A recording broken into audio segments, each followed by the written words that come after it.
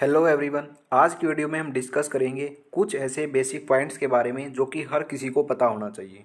यहाँ पे जो ये पॉइंट लिखे हुए हैं वन बाय वन करके इनके बारे में हम डिटेल में डिस्कस करने वाले हैं। तो चलिए वीडियो को स्टार्ट करते हैं और वन बाय वन करके देख लेते हैं ये क्या क्या पॉइंट्स हैं।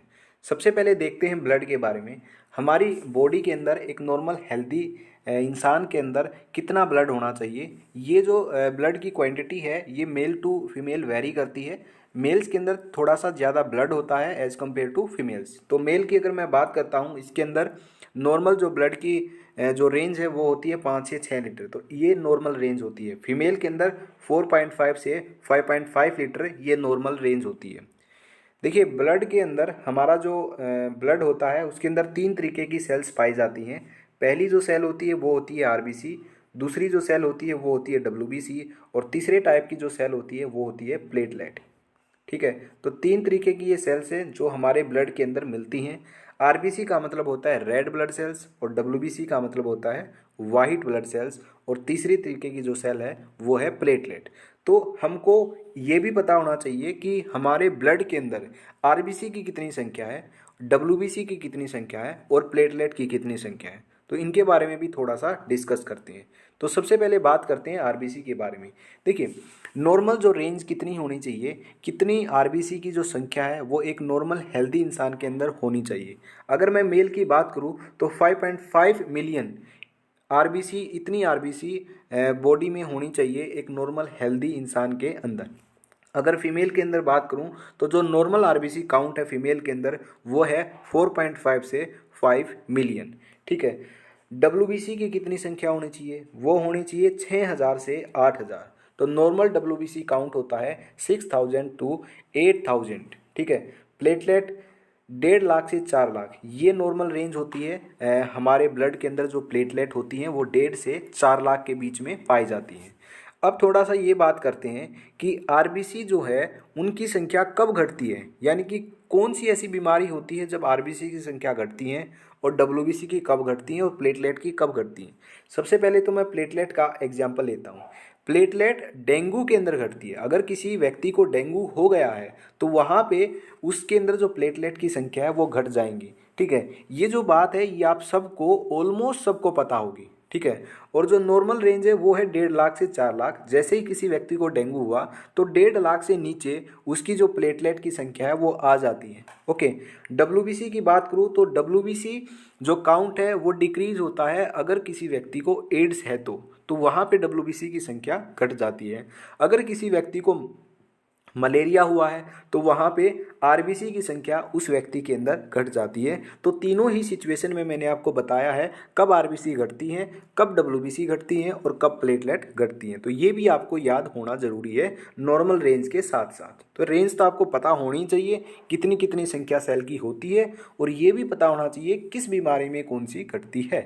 ठीक है, तो आगे बात करते हैं हीमोग्लोबिन की। तो हीमोग्लोबिन कितना होना चाहिए, मेल और फीमेल में ये वेरी करता है। मेल में 13.5 से 17.5 ग्राम इतने ग्राम होना चाहिए और फीमेल के अंदर 12.5 से 15.5 ग्राम होना चाहिए। तो ये नॉर्मल रेंज होती है हमारे हीमोग्लोबिन की। हमारी बॉडी के अंदर जो हीमोग्लोबिन होता है, ब्लड के अंदर जो हीमोग्लोबिन होता है, उसी की वजह से हमारा जो ब्लड है वो क्या होता है, लाल दिखाई देता है। ठीक है, अगर मैं आपको एक इंटरेस्टिंग पॉइंट मैं आपको बताऊं तो देखिए, चलिए मैं आपको बता ही देता हूं। हमारी बॉडी में 3 तरीके की सेल थी, आरबीसी, डब्ल्यूबीसी और प्लेटलेट। प्लेटलेट का काम होता था ब्लड क्लोटिंग का, यानी कि अगर कहीं पे चोट लग जाती है, जैसे कि आपने अपनी फिंगर पे क्या किया, सुई के साथ प्रिक किया तो वहाँ पे आपका खून आएगा, थोड़ा सा खून आएगा तो कुछ सेकंड के बाद वो खून क्या है, आना बंद हो जाएगा, यानी कि वहाँ पे थक्का बन गया है। ठीक है, तो ये बॉडी का मैकेनिज्म है, जहाँ से भी खून निकलता है वहाँ पे ऑटोमेटिक क्लोटिंग हो जाती है, ब्लड थक्का बना देता है तो प्लेटलेट बनाता वो। ठीक है, तो प्लेटलेट जो ब्लड के अंदर होती है वो क्लोटिंग का काम करती है, तो ब्लड क्लोटिंग का काम प्लेटलेट का होता है। और बॉडी के अंदर जो डब्ल्यूबीसी प्रेजेंट होती है उनका काम होता है हमारी बॉडी को इम्यूनिटी प्रोवाइड कराना। ठीक है, अब जो आरबीसी बच गई है, ठीक है, आरबीसी आरबीसी का काम होता है, आरबीसी मतलब रेड ब्लड सेल्स, इनका काम होता है ऑक्सीजन को कैरी करना, यानी कि ये ऑक्सीजन को लेके जाएंगी और जहाँ पे ऑक्सीजन की ज़रूरत है बॉडी के अंदर वहाँ पे सेल्स तक पहुँचा देंगी। ठीक है, तो आरबीसी एक ऑक्सीजन कैरियर का काम करती है। अब मैं आपको एक इंटरेस्टिंग पॉइंट क्या बता रहा था कि हीमोग्लोबिन और आरबीसी के बारे में बता रहा था। एक्चुअल में जो हीमोग्लोबिन है वो कहाँ प्रेजेंट होता है वो मैं आपको बताता हूँ। देखिए ये एक आरबीसी होती है, ये मैंने एक आरबीसी बनाई है। इस आरबीसी के अंदर बहुत सारे हीमोग्लोबिन के मॉलिक्यूल होते हैं, ठीक है, बहुत सारे हीमोग्लोबिन के मॉलिक्यूल यहाँ पे भरे हुए होते हैं। और अगर मैं स्पेसिफिक बात करूँ कितने मॉलिक्यूल भरे हुए हैं, तो एक आरबीसी में 280 मिलियन, समझ रहे हो, मिलियन कहा मैंने, 1 मिलियन यानी कि 10 लाख, तो 280 को 10 लाख से मल्टीप्लाई करो, इतने मॉलिक्यूल इस एक आरबीसी में भरे हुए होते हैं, ठीक है। तो जो ये आरबीसी है इसका काम ऑक्सीजन कैरी करना होता है, ओके। और आरबीसी के अंदर जो हीमोग्लोबिन होते हैं ना, उनकी वजह से जो ब्लड है वो रेड दिखाई देता है, ठीक है। आपको पता चल गया होगा क्यों दिखाई देता है, क्योंकि 280 मिलियन एक आरबीसी के अंदर भरे हुए, सोच सकते हो आप, इमेजिन करो, जस्ट इमेजिन, केवल एक आरबीसी बोला है मैंने, एक आरबीसी में इतने मॉलिक्यूल आरबीसी के सॉरी हीमोग्लोबिन के एक आरबीसी में होते हैं, ठीक है। अब हीमोग्लोबिन का क्या काम होता है, देखिए आरबीसी का जो काम है वही हीमोग्लोबिन का। एक्चुअल में आरबीसी है ही क्या, आरबीसी एक हीमोग्लोबिन से भरा हुआ थैला होता है, ठीक है। जो एक हीमोग्लोबिन का मॉलिक्यूल होता है ना, वो 4 ऑक्सीजन मॉलिक्यूल्स को कैरी कर सकता है। यानी कि एक आरबीसी के अंदर 280 मॉलिक्यूल है, उनमें से जो एक मॉलिक्यूल है हीमोग्लोबिन का, हर एक मॉलिक्यूल हीमोग्लोबिन का वो 4 ऑक्सीजन को अपने साथ बैठा के ले जा सकता है, ठीक है। तो ये ऑक्सीजन कैरियर का काम करता है, जहाँ भी ज़रूरत होगी वहाँ पे ले जाएगा। तो सोचो, जस्ट इमेजिन करो, एक आरबीसी में 280 मॉलिक्यूल हैं हीमोग्लोबिन के, और एक हीमोग्लोबिन अपने साथ 4 ऑक्सीजन मॉलिक्यूल कैरी कर सकता है, तो 280 जो मिलियन मॉलिक्यूल हैं वो कितने कैरी कर सकते होंगे, ठीक है, जस्ट इमेजिन। तो ये इंटरेस्टिंग जो पॉइंट है ये मैंने आपको बताना था। तो आगे बात करते हैं ब्लड प्रेशर की। कितना ब्लड प्रेशर होना चाहिए, देखिए नॉर्मल जो ब्लड प्रेशर है वो होता है 120/80 mmHg, ठीक है। अगर मैं एडल्ट की बात करता हूँ तो ये नॉर्मल ब्लड प्रेशर जो माना जाता है 120/80 mmHg माना जाता है। अगर न्यूली बोर्न बेबी की बात करूँ तो उसके अंदर जो नॉर्मल बीपी होता है वो होता है 90/50 mmHg। अगर मैं ओल्ड एज की बात करूँ, यानी कि बहुत ही ज़्यादा उम्र हो गई है, 55 से 60 साल से ऊपर हो गई है ओल्ड एज की, तो वहाँ पे अगर ब्लड प्रेशर मेजर करने के बाद ये रेंज मिलती है 150 से 90 मिलती है, ठीक है, 150/90 मिलती है, तो ये नॉर्मल रेंज के अंदर इंक्लूड कर लिया जाता है। क्योंकि होता क्या है, जैसे जैसे ओल्ड एज होती है वैसे वैसे जो हमारी जो ब्लड वेसल्स हैं वो क्या होने लगती हैं, सख्त होने लगती है, जिसकी वजह से ब्लड प्रेशर ऑटोमेटिक बढ़ जाता है। तो ओल्ड एज होने के साथ साथ जो ब्लड प्रेशर है वो 150/90 तक पहुंच जाता है, उस कंडीशन में भी ये नॉर्मल माना जाता है, ठीक है। तो ब्लड प्रेशर एज पे भी मैटर करता है, ओके। अगर यही रेंज 150 से 90 किसी एडल्ट के अंदर आती है तो वहाँ पे उसको हाइपरटेंशन है, ठीक है। तो वहाँ पे उसको अपना लाइफस्टाइल चेंज करने की ज़रूरत है, एक्सरसाइज करने की ज़रूरत है, ठीक है। तो अगर ब्लड प्रेशर नॉर्मल, तो मैंने आपको बताया ये तीनों ही कंडीशन है नॉर्मल वाली, ठीक है। तो तीनों कंडीशन में अलग अलग लिखा है। अगर न्यूली बोर्न बेबी है तो ये नॉर्मल होगा, अगर एडल्ट है तो ये नॉर्मल होगा, ओल्ड एज है तो ये नॉर्मल होगा। तो हम कंसीडर करते हैं एडल्ट एज का, तो सारी जो वैल्यू नीचे दोनों वैल्यू हैं वो एडल्ट एज की हैं। अगर एडल्ट के अंदर 120/80 है या इससे कम है, 120/80 से कम है तो ये नॉर्मल होगा। अगर 120/80 से ज़्यादा है तो वो होगा हाइपरटेंशन, ठीक है। जैसे कि 140/90 है वो हाई माना जाएगा, यानी कि उसको हाइपरटेंशन है, उसको एक्सरसाइज करने की ज़रूरत है, उसको अपना लाइफस्टाइल, अपना अपना खाना पीना सब चेंज करने की ज़रूरत है, तभी उसका जो बीपी है, ब्लड प्रेशर है, वो कंट्रोल में आएगा। अगर 150 से 95 mmHg इतना ब्लड प्रेशर मेजर हो रहा है तो इसका मतलब वेरी हाई है, तो डॉक्टर से मिलने की ज़रूरत है, वहाँ पे मेडिसिन लेने की ज़रूरत है, ठीक है। तो ये वेरी हाई ब्लड प्रेशर के अंदर इंक्लूड किया जाएगा। अब यहाँ पे एक दो चीज़ें और मैं आपको बताना चाहूँगा। पहली चीज़ तो ये कि 120/80 mmHg ऐसे ब्लड प्रेशर लिखा जाता है। अब ये जो 120 है ये क्या है, 80 क्या है, ये क्या है। देखिए 120 जो ऊपर वाला होता है वो होता है सिस्टोलिक ब्लड प्रेशर, नीचे वाला होता है डायस्टोलिक ब्लड प्रेशर। तो 120 is the systolic blood pressure and 80 is the diastolic blood pressure. अब बात यह आती है कि सिस्टोलिक ब्लड प्रेशर क्या है और डायस्टोलिक क्या है, क्यों इनको अलग अलग बोला गया है। देखिए, जब हमारा जो हार्ट है जब वो कॉन्ट्रैक्ट करता है ना, तो ड्यूरिंग कॉन्ट्रैक्शन कितना ब्लड प्रेशर है, वो होता है सिस्टोलिक। और ड्यूरिंग रिलैक्सेशन, जब अब हमारा ब्लड रिलैक्स कर रहा होता है उस दौरान कितना ब्लड प्रेशर है, वो होता है डायस्टोलिक। आई होप आप इन दोनों में जो कन्फ्यूजन था आपको कभी आपको समझ आया नहीं, वो आज क्लियर हो गया होगा। 120 is the systolic blood pressure, systolic मतलब ड्यूरिंग कॉन्ट्रैक्शन कितना है, और 80 is the diastolic blood pressure यानी कि ड्यूरिंग रिलैक्सेशन कितना ब्लड प्रेशर है वो होता है। ठीक है, और जो ये ब्लड प्रेशर है ये मेजर किया जाता है एक इंस्ट्रूमेंट के द्वारा। ये आपको इंस्ट्रूमेंट यहाँ पे दिख रहा है, ये आपको पता होगा, ये ब्लड प्रेशर इसके द्वारा मेजर किया जाता है। अब तो डिजिटल भी आने लगे हैं, ठीक है, ये मरकरी वाला है, तो इसका जो नाम है वो होता है स्फिग्नोमेनोमीटर। तो जिस इंस्ट्रूमेंट के द्वारा ब्लड प्रेशर मेजर किया जाता है उसका नाम है स्फिग्नोमेनोमीटर। तो ये जो इंस्ट्रूमेंट का नाम है ये भी आपको पता होना चाहिए। देखिए, ये तो था ब्लड प्रेशर के बारे में जो बढ़ा हुआ है, ठीक है। हाई ब्लड, नॉर्मल और हाई ब्लड प्रेशर के बारे में मैंने आपको बताया, लेकिन यहाँ पे लो बीपी के बारे में और मैं आपको बताता हूँ कि लो ब्लड प्रेशर कितना होना चाहिए। यहाँ पे मैंने कहीं लिखा नहीं है लेकिन फिर भी मैं आपको बता देता हूँ। अगर 90/60, अगर सिस्टोलिक तो 90 से कम है और डायस्टोलिक 60 से कम है, 90/60 अगर इससे कम आ रहा है तो इसका मतलब उस व्यक्ति का जो ब्लड प्रेशर है वो लो हो चुका है, यानी कि लो बीपी कंडीशन है। तो हाई बता दी, नॉर्मल बता दी, लो भी बता दी। तो ये सारी सिचुएशन मैं आपको क्लियर कर दी है ब्लड प्रेशर के बारे में। अब बात करते हैं हार्ट रेट की। हार्ट रेट क्या होता है? देखिए, हार्ट रेट यानी कि दिल की धड़कन। हमारा जो दिल है वो 1 मिनट में कितनी बार धड़कता है, कितनी बार बीट करता है, वो होता है हार्ट रेट।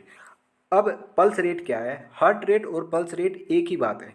जब हमारा दिल एक बार धड़कता है तो एक पल्स जनरेट होती है, तो इसका मतलब जितनी बार धड़केगा उतनी ही पल्स जनरेट होगी, यानी कि जितनी हार्ट बीट उतनी ही पल्स रेट। तो इसलिए हार्ट रेट और पल्स रेट इक्वल होती है, ठीक है। तो कितनी हार्ट रेट होती है? अगर मैं नॉर्मल एवरेज हार्ट रेट की बात करूँ तो वो होती है 72/मिनट, यानी कि 72, 1 मिनट में 72 बार हमारा जो दिल है वो धड़कता है। ये नॉर्मल हार्ट रेट होती है, ठीक है।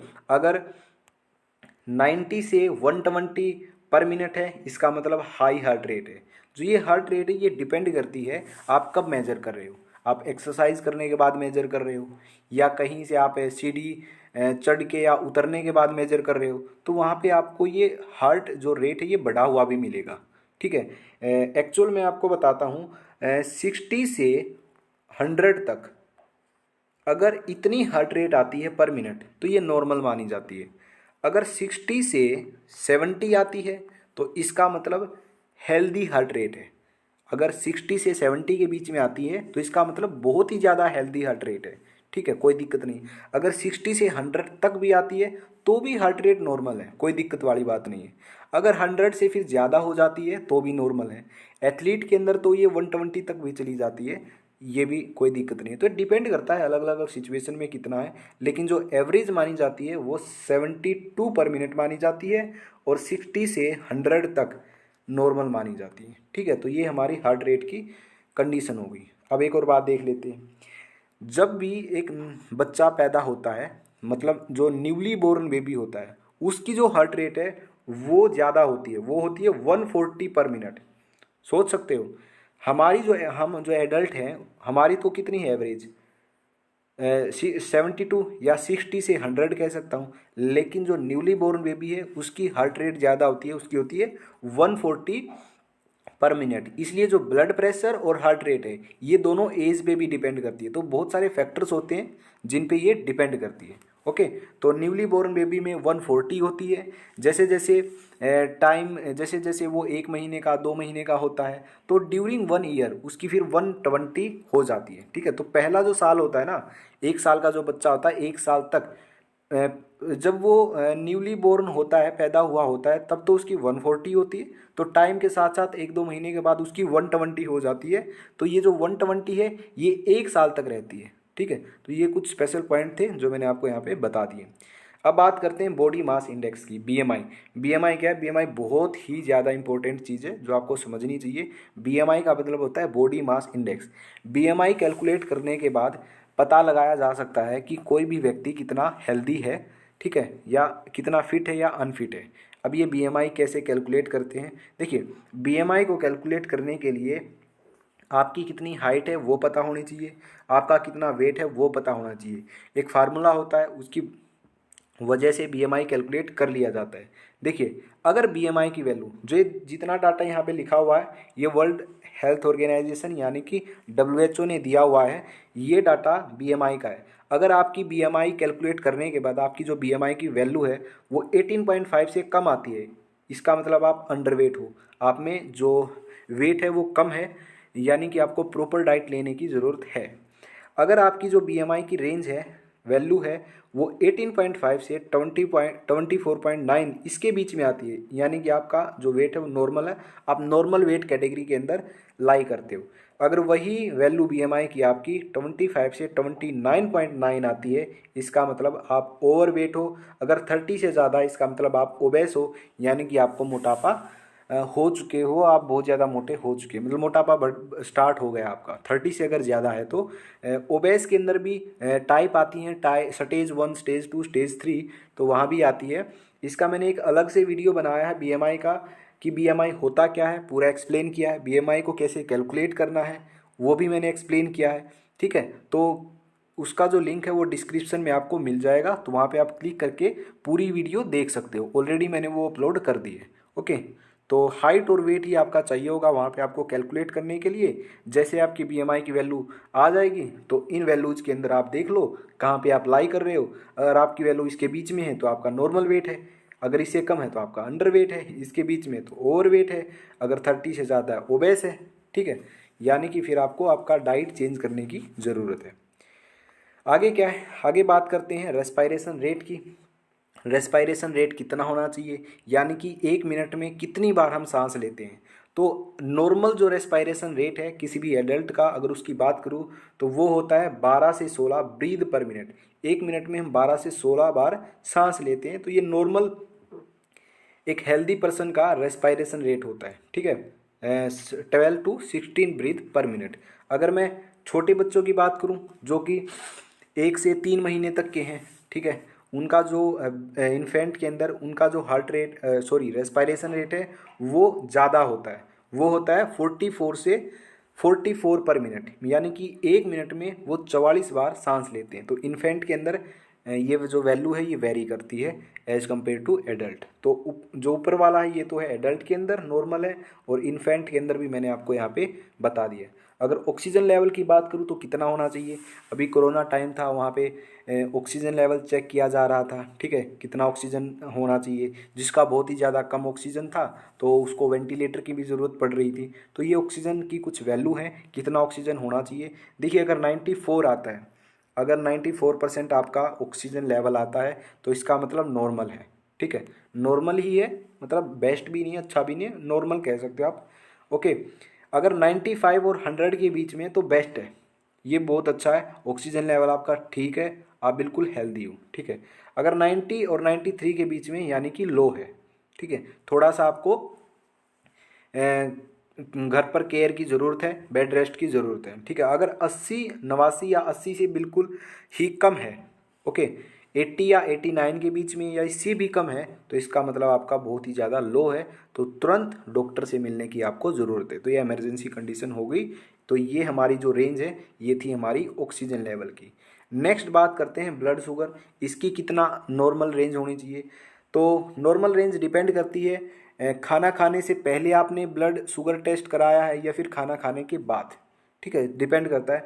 अगर खाना खाने से पहले करवाया है तो इस रेंज के अंदर अगर आपकी जो शुगर लेवल है वो लाई कर रही है तो इसका मतलब नॉर्मल है।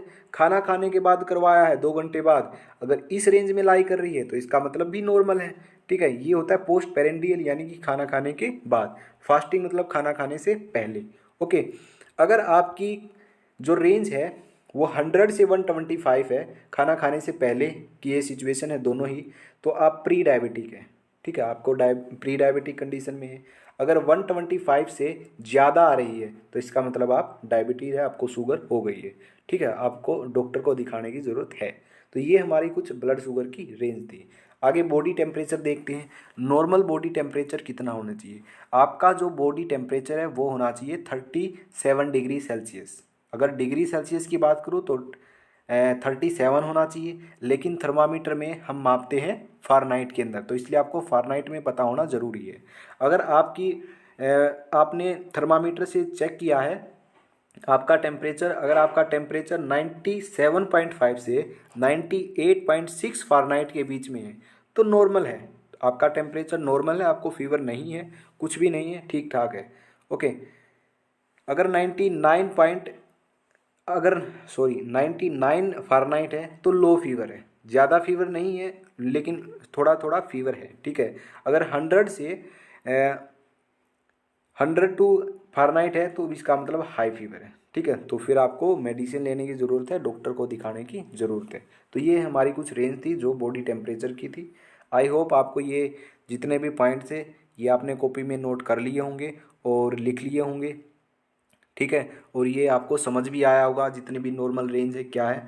और बीएमआई के बारे में डिटेल वीडियो है, आपको कैसे कैलकुलेट करना है वो उसका लिंक डिस्क्रिप्शन में दिया है, तो वहाँ से आप जाके देख सकते हो। तो आज की वीडियो में बस इतना ही, और मिलते हैं नेक्स्ट वीडियो के अंदर। और प्लीज़ कमेंट करके ज़रूर बताइए ये वीडियो आपको कैसी लगी।